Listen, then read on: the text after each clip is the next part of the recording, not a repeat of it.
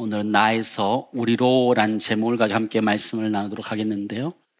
예수 그리스도의 그 복음의 역사, 또 치유의 역사, 그 은혜의 역사가 나로부터 시작해서 우리의 공동체로 흘러갈 수 있기를 간절히 소망합니다.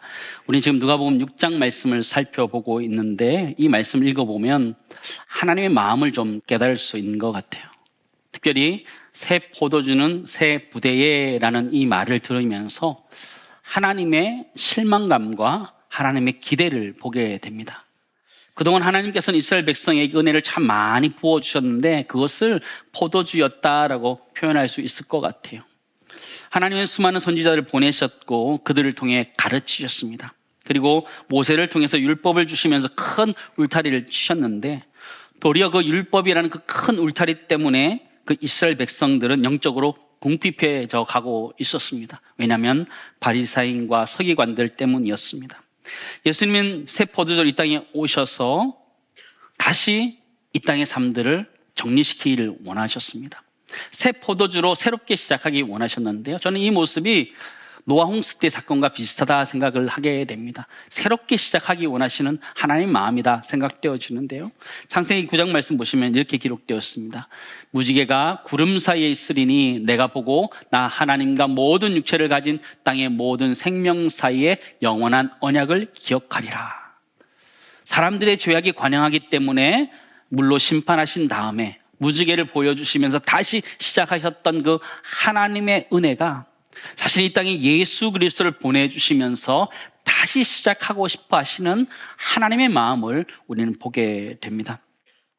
새 포도로 오신 예수 그리스도는 자신의 삶과 메시지를 통해서 제자들에게 말씀하시는데 이 제자들이 새로운 부대가 되는 것이죠. 예수님의 새로운 포도주를 담아낼 수 있는 새 부대를 원하셨는데 그것이 12 제자였고 12 사도였습니다. 그들은 어부였고 그들은 세리였고 아주 평범한 사람이었습니다. 너무너무 평범한 사람들이었다라고 볼 수 있죠.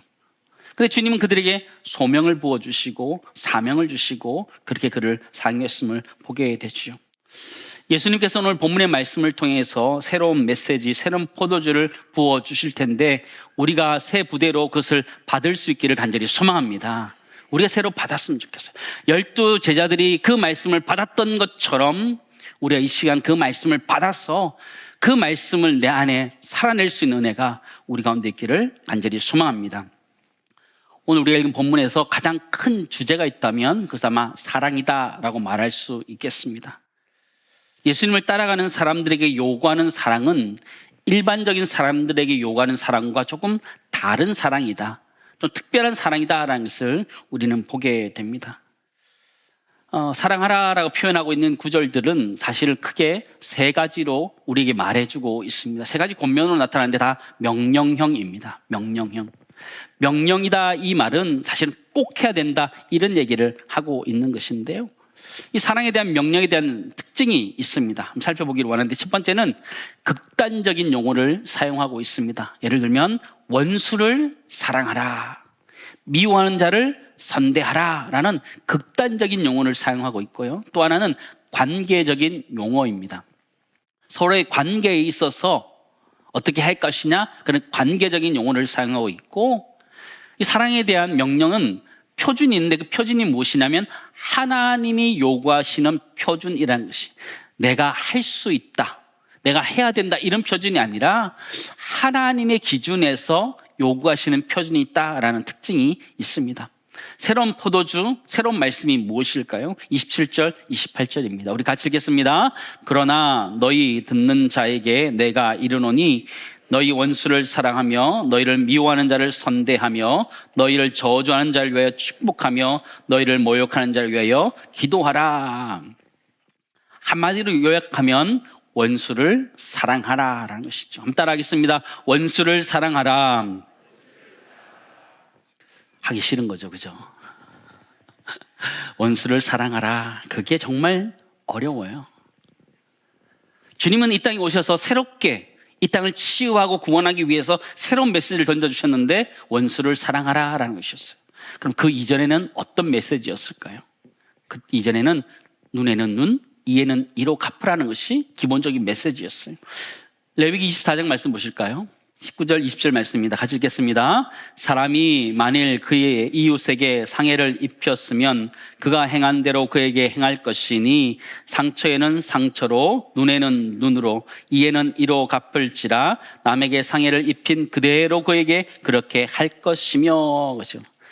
예수님이 이전에 가르치면 어떤 것이었냐면 눈에는 눈, 이에는 이로 갚으라는 것이었습니다. 이런 방식은 계속해서 복수의 악순환을 가지고 오는 그런 일들이 일어나게 되었던 것이죠. 그래서 예수님이 이 땅에 오셔서는 그것을 끊어내신 거예요. 그래서 원수를 사랑하라 말씀하셨던 것이죠.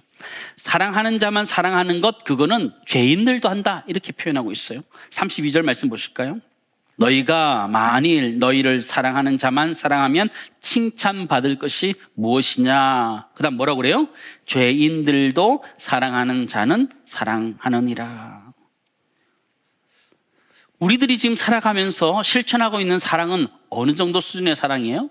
사실 누구나 하는 그런 정도의 수준을 사랑하면서 살아가고 있어요.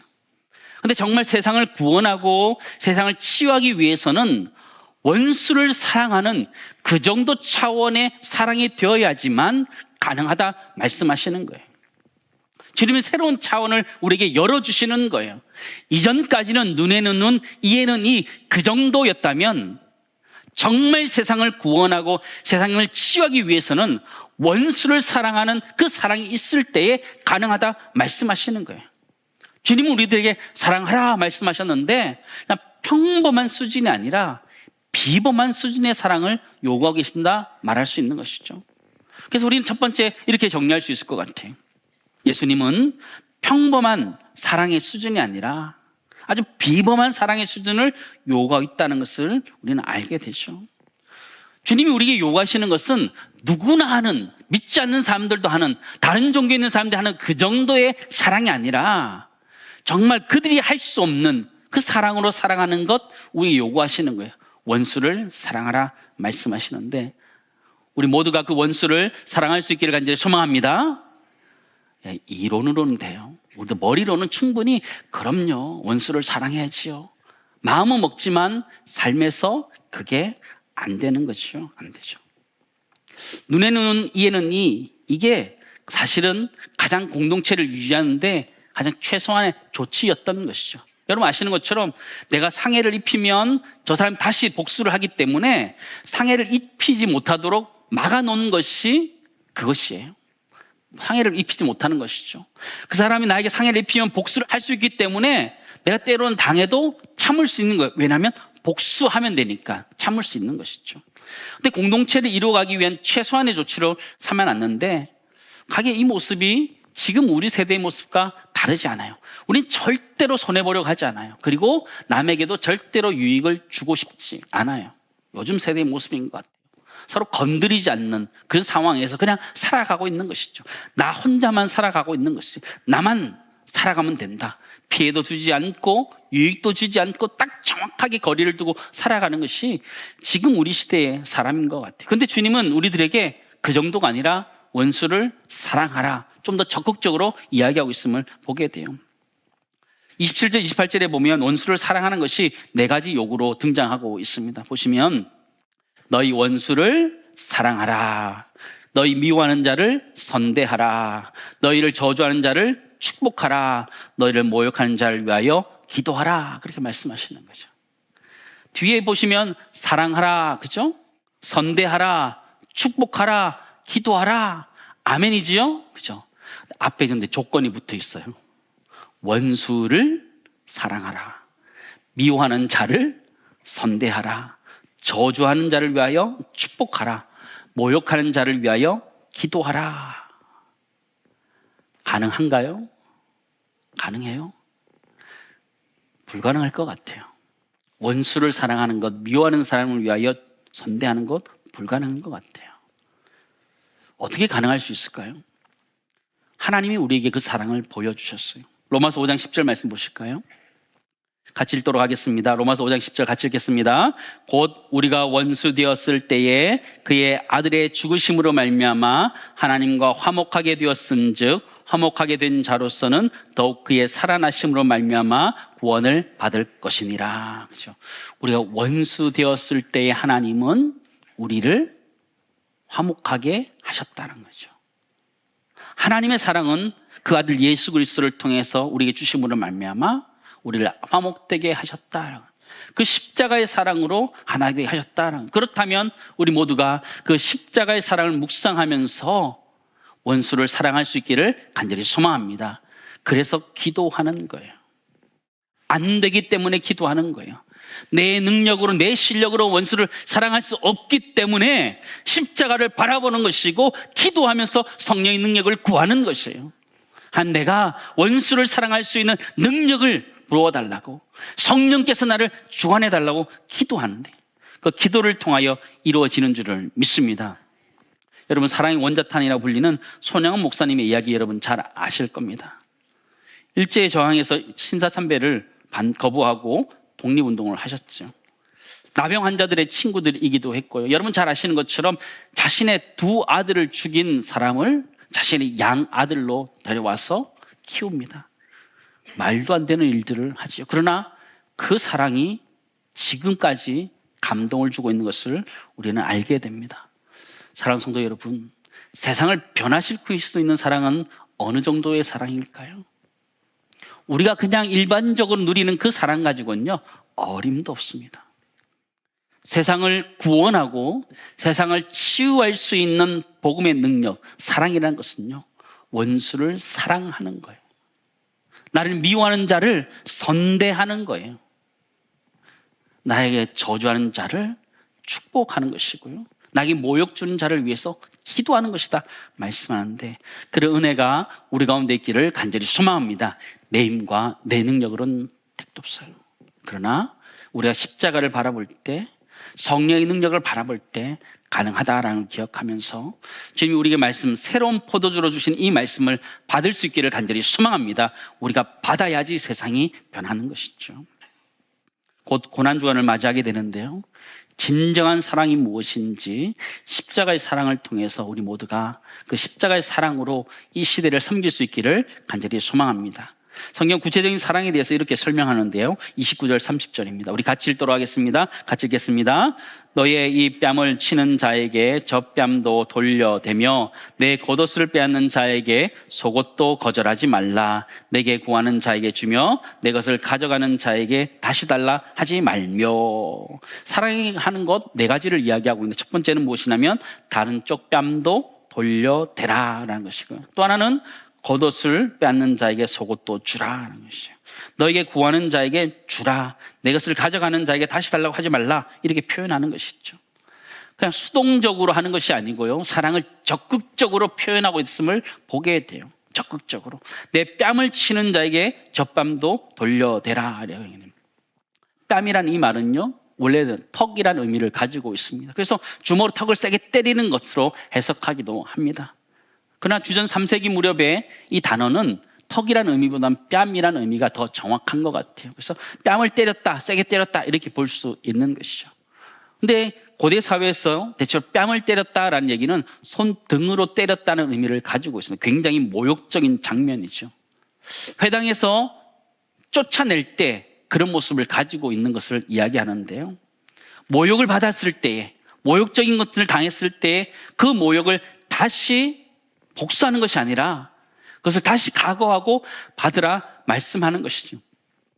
뺨을 맞았을 때에 때려봐라 되는 게 아니라는 거예요. 한 번 더 때려봐라 이렇게 대드는 게 아니고, 정말 나에게 모욕을 줬을 때에도 다시 그 모욕을 참을 만큼 다시 대는 것을 이야기하는 것이에요.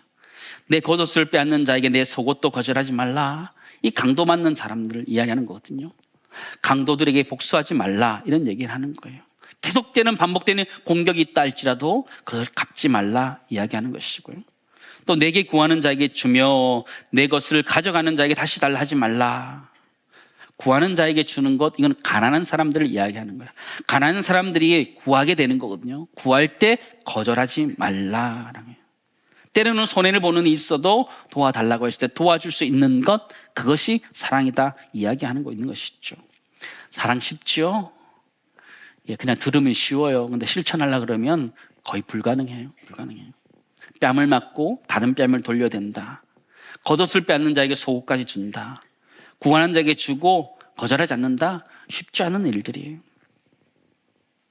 근데 그게 가능할 때 이 사회는 구원되어지고 세상은 치유된다고 주님 말씀하시는데, 그런 포도주의 능력들이 새 부대인 우리들 가운데 있기를 간절히 소망합니다. 그걸 담아낼 때 변화되게 되는 것이죠. 여러분, 기독교가 어떤 힘을 가지고 지금까지 사회를 변화시킨 것이 아니에요. 기독교가 어떤 큰 능력을 가지고 이 사회를 변화시킨 게 아니에요. 가만히 보면 기독교의 희생, 기독교의 자기 희생 때문에 지금까지 온 거거든요.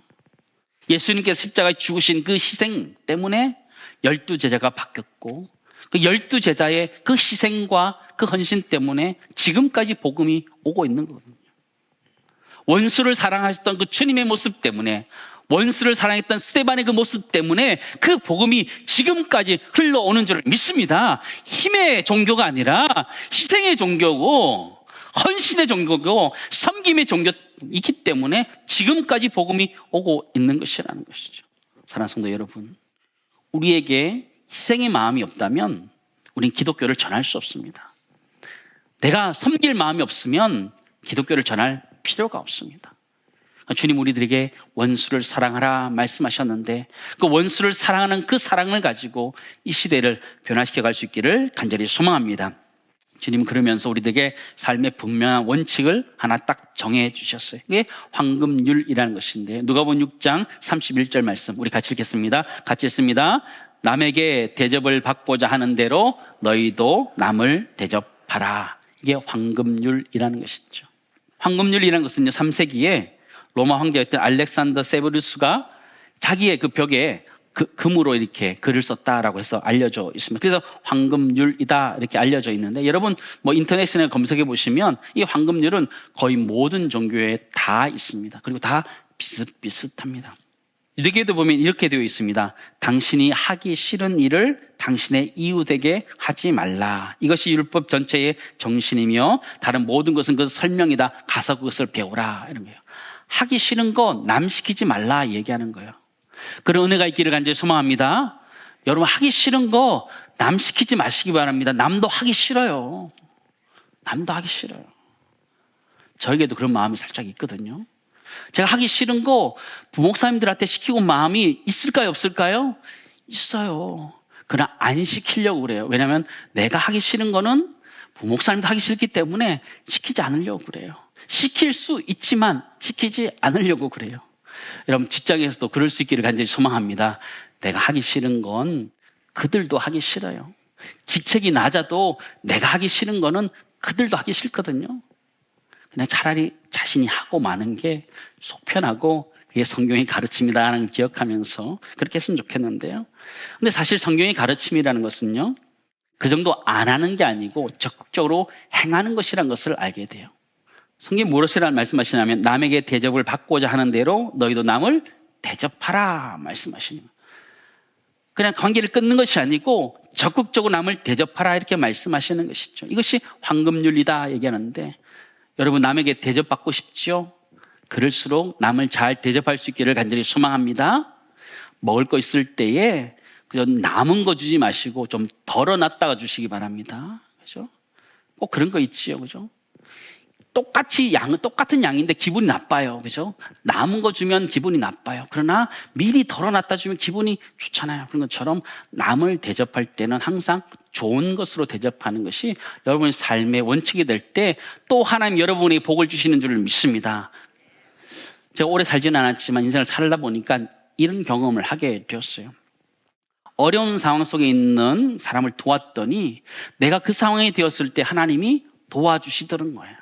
그 사람이 나를 도와주는 건 아니었는데 내가 어려울 때 그 사람을 도와줬던 것 때문에 하나님 기억하시고 저 자신을 도와줬던 적이 있어요. 예전에 이제 늦게 신학을 한 학생이 하나 있었으면 저보고 저랑 이제 1살 차이밖에 나지 않았지만 저는 이미 목사였고 그 친구는 이제 형제였어요. 찬양 인도를 하던 형제였는데요. 이제 신학을 하겠다고 하고 이제 하는데 학비를 낼 돈이 없는 것이요. 그 상황을 제가 먼저 인지하고 중간 역할을 좀 하게 되었습니다. 할 수 있는 사람들을 같이 모아서 지원하게 되었어요. 졸업할 때까지 꾸준히 지원하게 되었습니다. 공부를 잘 마치고 지금 목사가 돼서 교회를 개척해서 잘 섬기고 있는데요. 연락도 안 하고 지냅니다. 연락도 안 해요. 어떻게 그럴 수 있을까요? 그죠? 서운한 마음이 살짝 들 것 같기도 해요. 근데 사실 잊어버리고 살아요. 잊어버리고. 그때 거 다 잊어버렸어요. 근데 설교 준비를 하다 보니까 살짝 떠오르더라고요. 살짝 서운하면 그래도 고맙다. 가끔 연락은 해야 되는 거 아닌가? 이런 마음도 살짝 들기도 하더라고요. 그런데 제가 잊어버릴 수 있는 이유가 무엇이냐면 하나님이 더 큰 걸로 채워주셨거든요. 제가 목회학 박사를 할 때 학비를 지원받을 수 있는 곳이 없었습니다. 부모님들이 이미 일찍 쓰러지셔가지고 돌아가셨고 지원을 받을 수 없고 또 교회에서 지원을 받을 수 있는 환경도 아니었어요. 참 어렵더라고요. 근데 하나님이 그 때때마다 기적같이 채워주신 줄을 믿습니다. 지원했던 것보다 받은 게 훨씬 더 많은 것 같아요. 그때 지원했던 것보다 훨씬 더 많은 것들을 하나님이 채워주셔서 잘 마칠 수 있었는데요. 그때 가졌던 느낌이란 게 있어요. 그때 느낌이란, 영적인 느낌이란 건데요. 하나님 왜 이렇게 공부를 하도록 채워주셨을까라고 했을 때 그때 도와줬던 것, 그것 때문에 하나님 기억하시고 하나님 도와주시던 걸 알죠. 사랑하는 성도 여러분, 여러분 인생 가운데 여러분 누군가를 사심없이 도왔다면 여러분도 분명히 하나님께서 도와주시는 줄을 믿습니다. 하나님 분명하시더라고요. 내가 도우면 하나님 똑같은 상황에서 나를 도와주신다라는 것이죠. 그래서 우리가 남을 대접할 수 있고 도와줄 수 있는 것이죠. 그런 은혜가 우리 가운데 있기를 간절히 소망합니다. 섬기면 복을 받는 거예요. 웃으면 복이 오는 게 아니고요. 섬기면 복이 오는 거예요. 섬기면 복이 와요. 제가 이런 말을 만들어 봤습니다. 섬김은 복으로 환급됩니다. 이런 말을 만들어 봤어요. 한번 따라 하겠습니다. 섬김은 복으로 환급됩니다. 여러분, 연말정산 환급되면 기분이 좋아요, 나빠요? 기분 좋잖아요. 그런 것처럼 우리가 섬기는 거 있잖아요. 인색할 필요 없어요. 섬기면 하나님이 꼭 필요할 때 채워주시는 줄을 믿습니다. 그게 영적인 원리인 거죠. 남에게 대접받고자 하는데 너를 남을 대접하라. 그럴 때 하나님 대접하면 하나님이 좋은 것들로 분명하게 채워주시는 줄을 믿습니다. 그게 신앙생활이라는 거죠. 그게 신앙의 신비라는 것이죠. 우리 기독교의 신비라는 거예요. 우리가 사회를 위해서, 우리 이웃을 위해서 섬길 때 하나님 더 큰 것들로 채워주시는 줄을 믿습니다. 우리가 섬김의 씨앗을 심을 때에 하나님이 복의 열매를 거두게 하시는 거예요. 심지도 않는데 거둘 수 없는 거거든요. 그러므로 우리가 섬기는 자리가 있다면 여러분 마음에서 감동하는 대로 섬길 수 있는 은혜가 우리 가운데 있기를 간절히 소망합니다. 38절 말씀 보실까요? 우리 같이 읽도록 하겠습니다. 같이 읽습니다. 주라 그리하면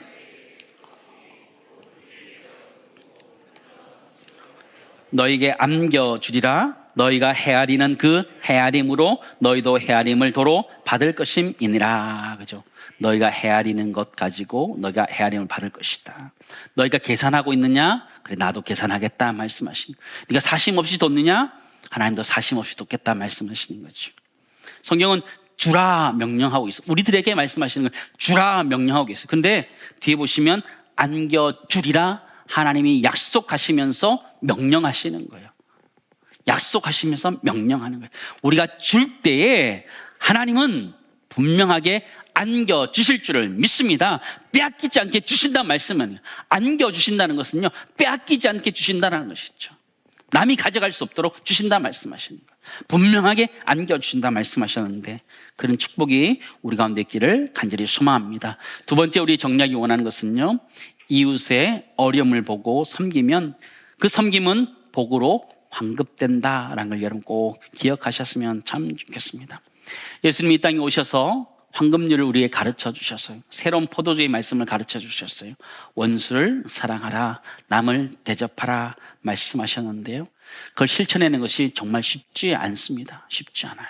원수를 사랑하는 것 쉽지 않아요. 그러나 우리가 십자가의 사랑을 기억할 때에, 우리 손양원 목사님의 그 모습을 기억할 때에 우리는 가능하고요, 우리가 기도하면서 성령의 능력을 구할 때 가능하는 거예요. 내 성격으로, 내 각오로 내 원수를 사랑할 수 없습니다. 십자가의 사랑을 기억할 때 가능하고, 주 앞에 기도하면서 성령의 능력을 구할 때 원수를 사랑할 수 있는 능력이 주어진다는 걸 기억하면서 우리 모두가 그런 능력으로 사랑할 수 있기를 간절히 소망합니다. 주님은 새로운 삶의 스타일을 우리가 말씀하시는 거예요. 35절 말씀 보실까요? 같이 있습니다. 오직 너희는 원수를 사랑하고 선대하며 아무것도 바라지 말고 꾸어주라. 그리하면 너희 상이 클 것이요 또 지극히 높으신 이의 아들이 되리니 그는 은혜를 모르는 자와 악한 자에게도 인자하시니라. 하나님의 그 넓은 사랑을 가지고 사랑하고 있음을 기억하면서 이 땅을 그렇게 사랑하며 살아갈 수 있기를 간절히 소망합니다. 이제 말씀을 정리하면서 주님은 이 땅에 오셔서 12제자를 삼으셨고 그들에게 새로운 포도주를 부어주셨습니다. 새로운 말씀을 선포해 주셨어요. 그 말씀은 사실 감당하기 어려운 말씀이에요. 원수를 사랑하라는 것이고 남에게 대접받고자 하는 대로 남을 먼저 대접하라는 말씀이에요.